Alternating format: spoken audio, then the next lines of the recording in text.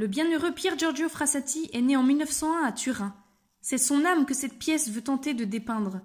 Nous sommes en 1923, Pier Giorgio est alors étudiant à Turin. Vous découvrirez ses amis Laura, Clementina, Marco, Antonio et Constantino.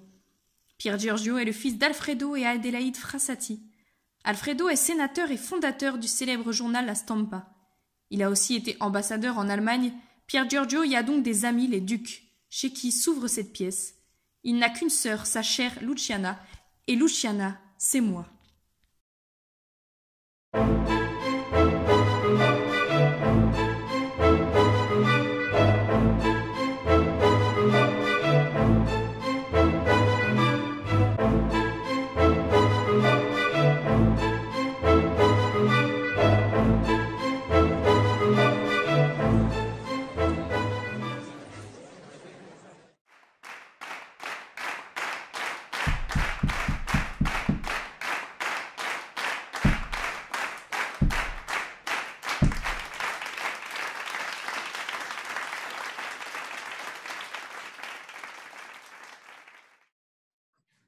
Quelle histoire!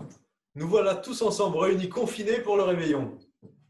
Et pensons à tous ceux qui luttent contre la pandémie.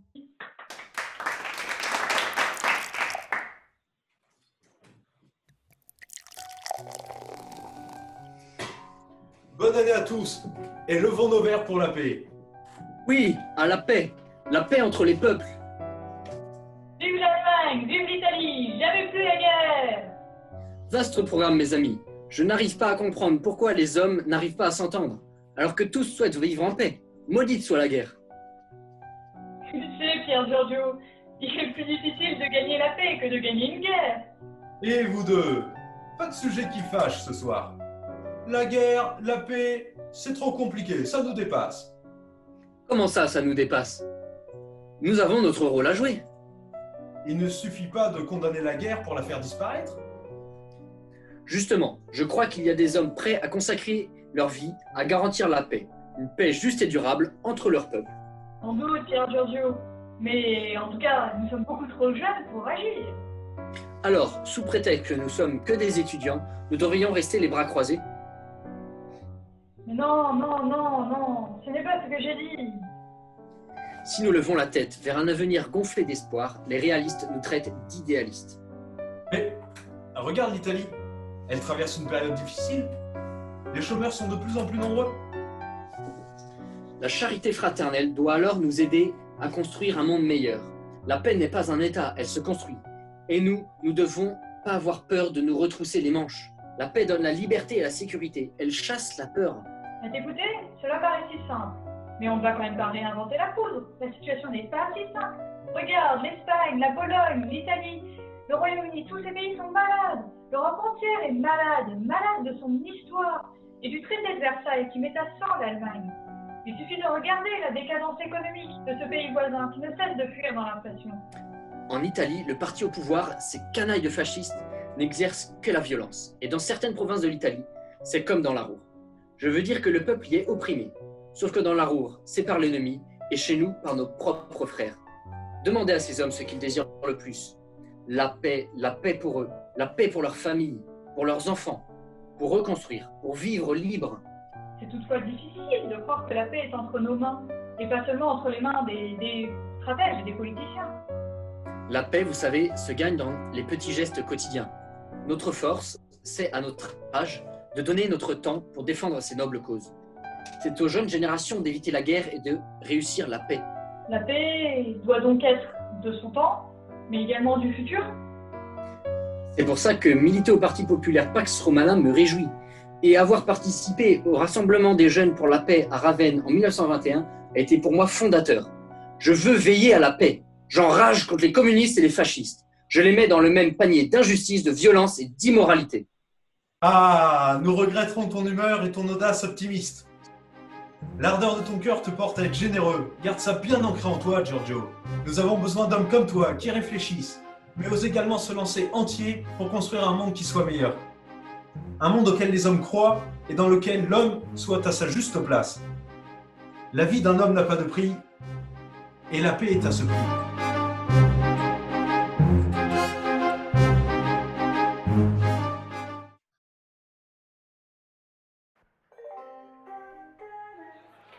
train numéro 8656 en provenance d'Allemagne est arrivé quai numéro 2. Monsieur Pierre Giorgio Frassati est attendu quai numéro 1. Quai numéro 1. Pour la musique! Pour la musique! Giorgio, par ici, derrière, je suis là. Mais enfin, Giorgio, dépêche-toi donc, Italo, le chauffeur nous attend. Oh Luciana, tu es superbe. Tes souliers, tes gants et ton chapeau. J'ai toujours dit qu'un chapeau finissait une jolie toilette. Que je suis fier et comblé, Seigneur, d'avoir une sœur si gracieuse. Arrête, Giorgio, tout le monde nous regarde et tu ne peux t'empêcher de faire le pitre pour nous faire remarquer. Mais non, ne t'inquiète pas. Personne ne nous regarde. Tu n'es pas le centre de l'attention, et moi non plus d'ailleurs. Bon, allez, viens, on rentre en voiture, le chauffeur nous attend. Et les parents, ils ne sont pas venus me chercher?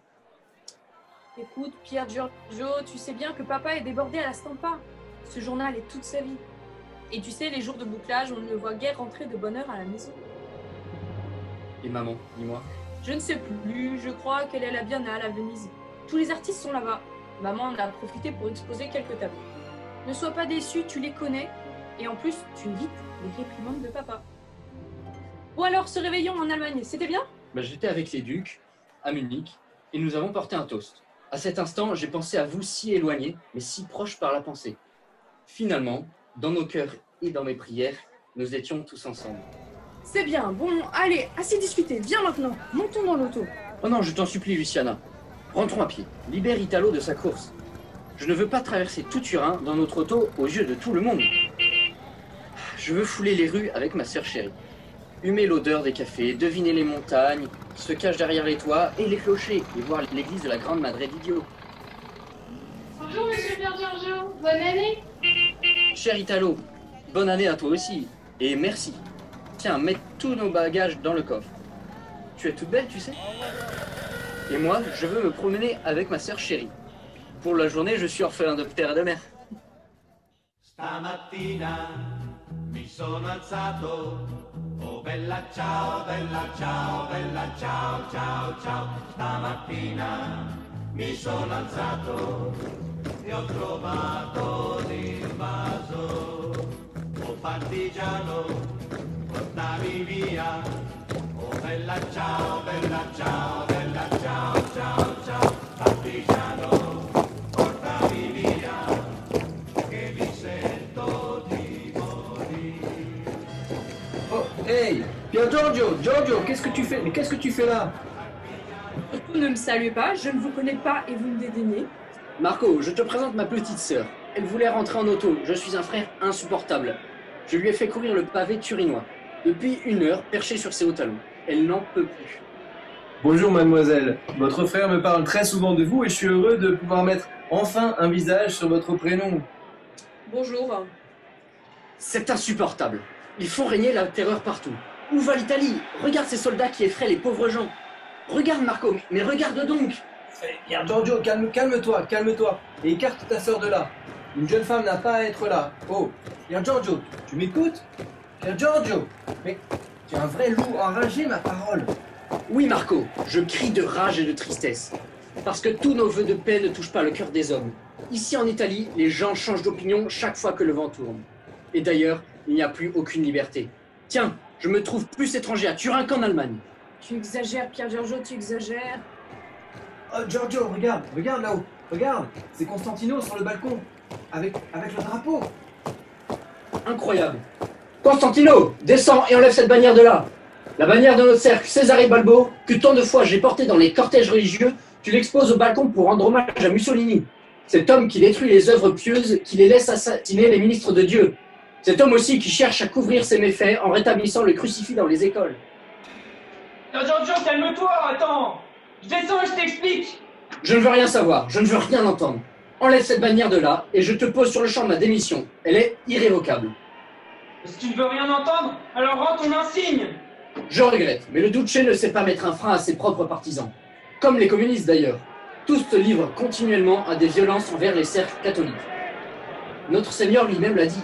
Prenez garde aux faux prophètes et aux loups qui viennent sous forme d'agneaux. J'obéis à un devoir de conscience. Tiens, voilà mon insigne. Je ne fais plus partie du cercle. Allons, rentrons. Allez, rentrons, venez, allons à la prochaine station de tramway, venez.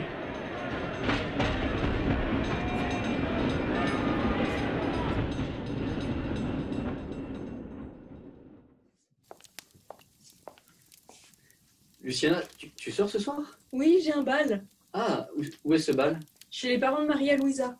Que du beau monde, toute l'Europe. Je file, tu ne veux pas venir avec moi? Je préfère aller mourir dans une crevasse que d'aller me perdre à ce bal. Bon, soit. Ne perds pas ton temps ce soir à tes rêves. Tu sais que les parents veulent que tu sois plus raisonnable dans tes études. Fais un effort. Ils ne supportent plus tes retours tardifs la nuit. Et surtout, tes notes sont encore trop moyennes. J'ai du pain sur la planche. Je travaillerai après avoir écrit à mes amis allemands pour leur dire combien nous, étudiants de Turin, comprenons leur douleur.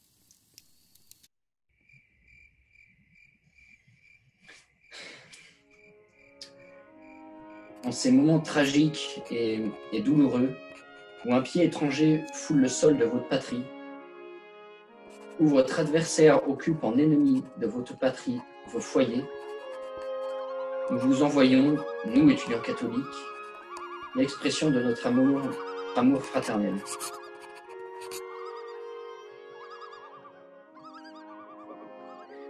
Nous ne pouvons rien changer à cette triste situation, mais nous sentons en nous toute la force d'un amour chrétien qui fait de nous vos frères.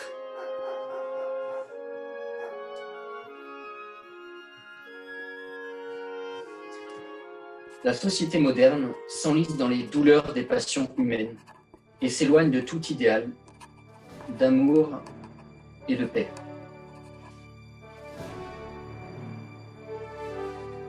Nous devons, nous et vous qui sommes catholiques, faire souffler l'esprit de bonté qui naît seulement de la foi en Christ.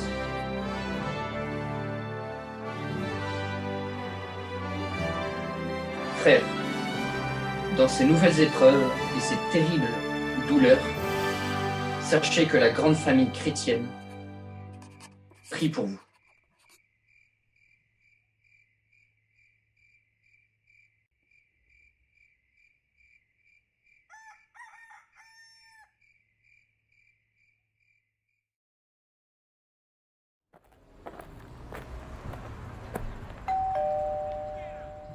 Qui dois-je annoncer?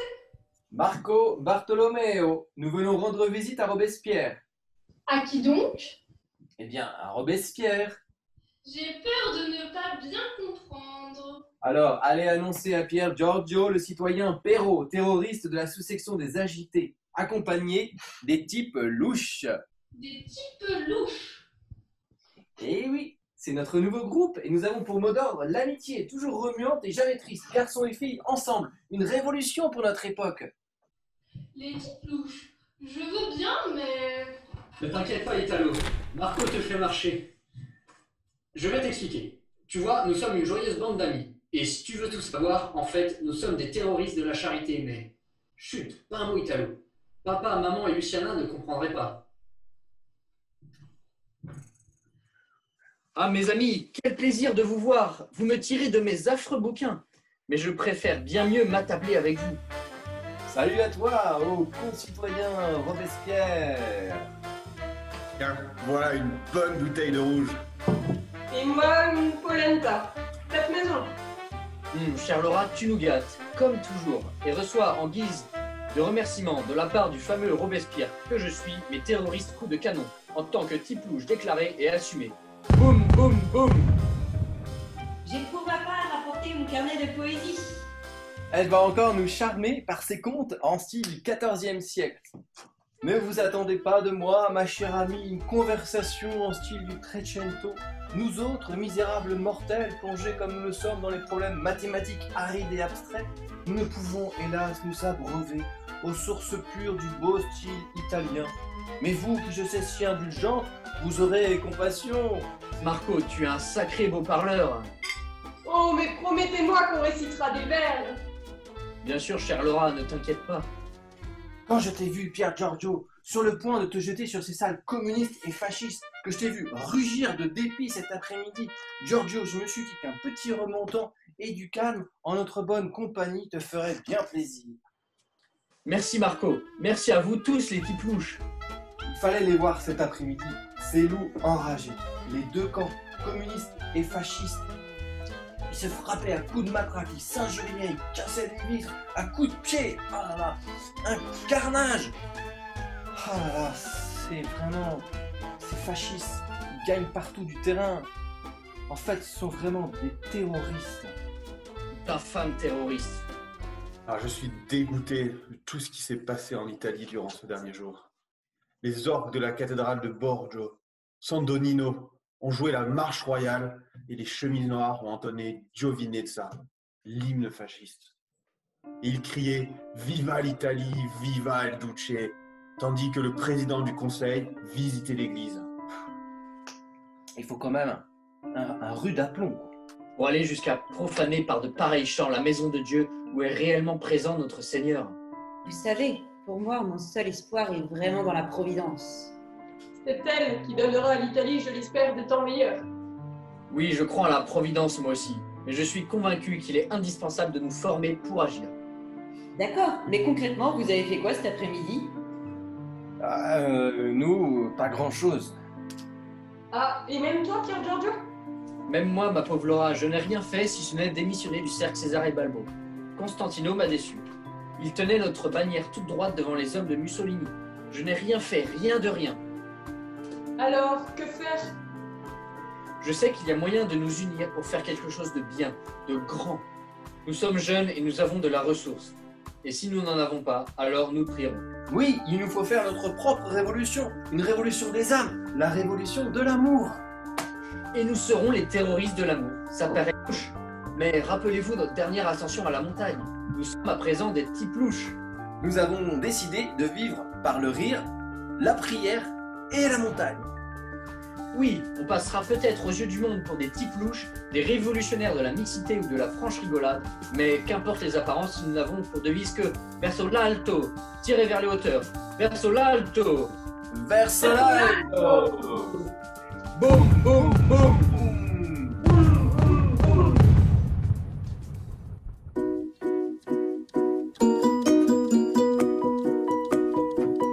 On nous dira remuant et chahuteur, mais avec nous il n'est pas permis de végéter.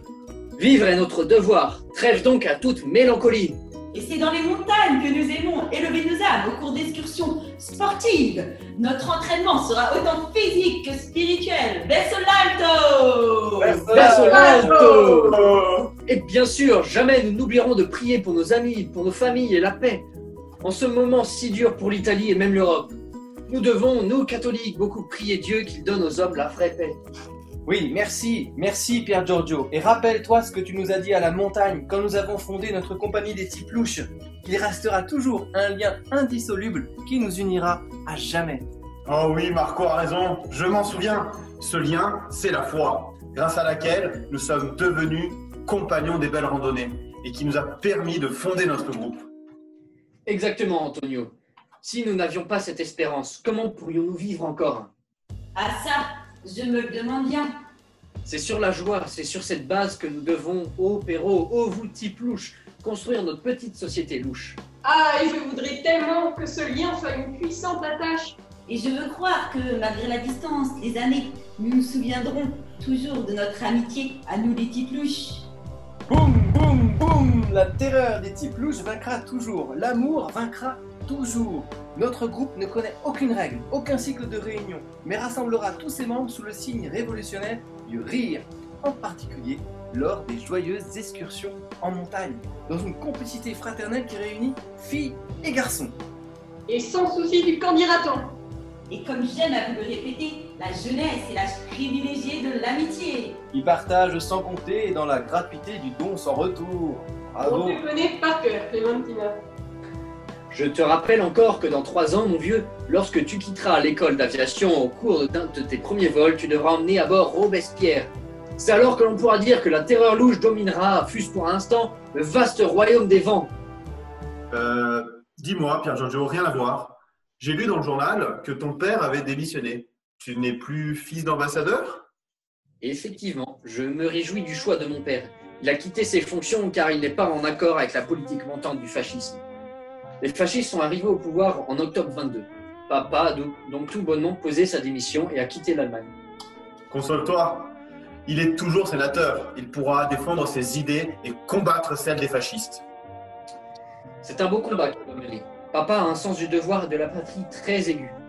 En ce sens, je l'admire, si ce n'est que je ne partage pas toujours et entièrement ses positions libérales. Pour moi, il n'y a pas de solution à la question sociale en dehors de l'Évangile. Et c'est donc pour cela que tu t'es inscrit au Parti populaire que vient de fonder Don Sturzo.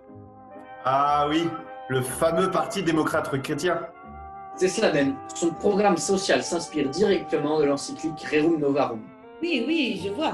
C'est cette encyclique du pape Léon XIII qui dénonce un excès du capitalisme et encourage le syndicalisme chrétien. Et le catholicisme social. Mais dis-moi, Pierre Giorgio, ça rejoint ton engagement à l'action catholique qui veut aider moralement et matériellement les pauvres et les malades? Parfaitement. Alors, on peut dire politique et charité, même combat. Tu as toujours le bon mot, Laura. Attends, Pierre Giorgio, tu as beau admirer ton père, tes idées sont carrément en opposition directe aux idées politiques de ta famille, qui est plutôt, si je ne m'abuse, libérale. Ce choix, je l'assume. Et tu ne crains pas de l'affirmer contre tes parents? Absolument pas, et cela n'enlève d'ailleurs rien à l'affection que je leur porte. Au fait, tant que j'y pense, l'Union de la Charité catholique en Autriche est sur le point d'être dissoute par manque d'argent. C'est vrai qu'il y a aujourd'hui dans Vienne un grand nombre d'enfants d'ouvriers sans toit et qui sont laissés en proie à la faim et à la misère. Et on me prie de leur venir en aide au moyen d'une collecte.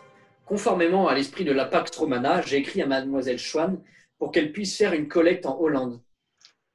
Tu connais son bon cœur. Je suis certaine qu'elle le fera avec joie. C'est la charité chrétienne qui nous fait vivre l'amour au quotidien. Boum, boum, boum, boum. Vive les terroristes de la charité! Nous sommes antifascistes. Nous sommes anticommunistes. Nous sommes pour la paix et la justice. Verso l'alto! Verso l'alto!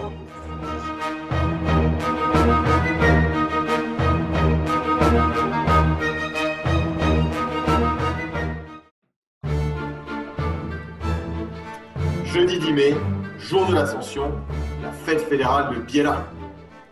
Le 10 mai, c'est aujourd'hui, non? Aujourd'hui, non, mais c'est le jour de l'Ascension. Je ne sais pas si je pourrais venir, étant donné que nous devons organiser une excursion libre pour la visite d'Europa.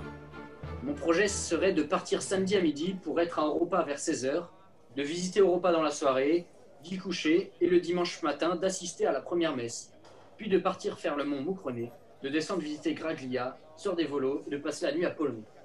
Et lundi matin, visiter la Boursina, partir de Biella par le train de 13h40 qui arriverait à Turin à 16h. Un programme digne du père Erwan. On peut modifier ce projet en renonçant à l'excursion du Moucroné qui est quand même difficile. De sorte que l'on pourrait partir de Biella dimanche soir, ce qui ferait l'affaire de tout le monde. Renoncer au mont Moucroné, jamais! Je préfère partir lundi matin et ensuite je recommencerai à étudier un peu, même si j'en ai guère envie. Au printemps, nous avons décidé, Pierre Giorgio et moi, d'essayer de faire la Rognosa par une crête qui n'a jusqu'ici jamais été faite. Il y a 7 cigares à surmonter. Ouais, cela ne présente guère de difficulté. Si nous sommes encore vivants, Marco et moi. Voyons, ne dis pas de bêtises. Chaque jour qui passe, je m'éprends éperdument de la montagne, dont la fascination ne fait que grandir. Et je voudrais, si je le pouvais, passer des journées entières sur les monts à contempler la grandeur du Créateur, plutôt que de devoir travailler. En fait, Pierre Giorgio, tu as lu la fin tragique de l'avocat Lorette? Il s'est tué dans un accident au château des Dames. Un glacier, paraît-il, c'est facile. Oui, je l'ai fait il y a 2 ans avec le fils du guide Carrel, sans remarquer aucun risque de chute de pierre. Mais cette année, à cause du réchauffement climatique et de la grande chaleur, le dégel était plus fort, et par conséquent les roches se désagrégeaient plus facilement. Tel est le sort qui m'arrivera un jour. Morale, quand on va dans la montagne, il faut tout d'abord être en règle avec sa conscience, car on ne sait jamais si on reviendra. Je n'aime pas parler de ça. Mais il ne faut pas en avoir peur, Laura. Je crois que le jour de ma mort sera le plus beau jour de ma vie. Et même je désire toujours davantage escalader les monts, gravir les pointes les plus ardues, éprouver cette joie pure que l'on a seulement sur la montagne. Là-haut, l'air est plus pur et les hommes sont plus près de Dieu.